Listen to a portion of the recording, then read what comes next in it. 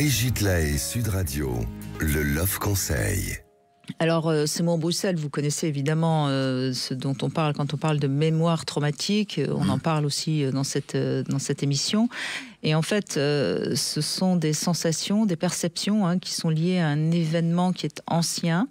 Et le problème, c'est que parfois cet événement est totalement refoulé, donc il n'a pas été ni digéré, ni compris, ni même...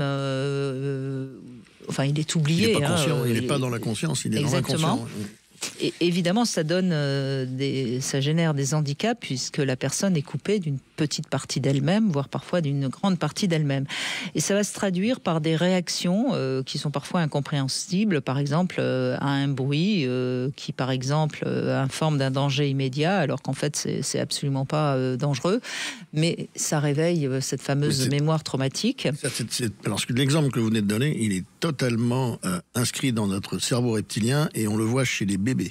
Quand une porte claque, on voit alors ce qu'on appelle le réflexe de Morton, on voit le gamin qui ouvre les bras et les jambes. Il fait une espèce de battement comme ça.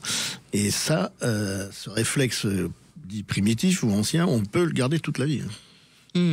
Alors, toutes ces peurs ou ces pensées dévalorisantes, elles peuvent survenir n'importe quand. Ces émotions qui vont être débordantes et qui n'ont pas de raison concrète de subvenir peuvent également être un signe de trauma. Je pense notamment hier avec ces différents témoignages qu'on a eus d'hommes colériques et qui tout d'un coup rentre en colère, on ne sait pas pourquoi. Il y a certainement une source originelle.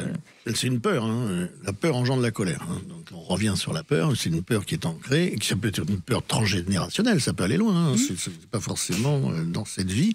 C'est peut-être les parents, les grands-parents qui ont subi un trauma énorme et qui est resté inscrit dans la génétique, qui se transmet génétiquement de génération en génération.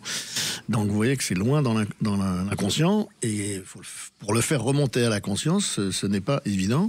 Et moi, je propose l'hypnothérapie ou des techniques comme l'éthiothérapie ou le MDR. Ou le MDR, voilà. Maintenant, des techniques que nous avons à notre disposition qui n'existaient pas il n'y a pas si longtemps. Je veux dire que nous vivons quand même une époque très riche à ce niveau-là et qui travaille sur l'émotion, mais dans le corps. On va chercher dans le corps la vibration qui s'est imprimée et qui ne se dégage pas. Ça veut dire quoi? Ça veut dire que quand vous avez des réactions totalement extrêmes par rapport à quelque chose qui n'a pas de raison d'être, ça vaut le coup peut-être de se pencher sur cette question de la mémoire traumatique. Mais oui, tout à fait.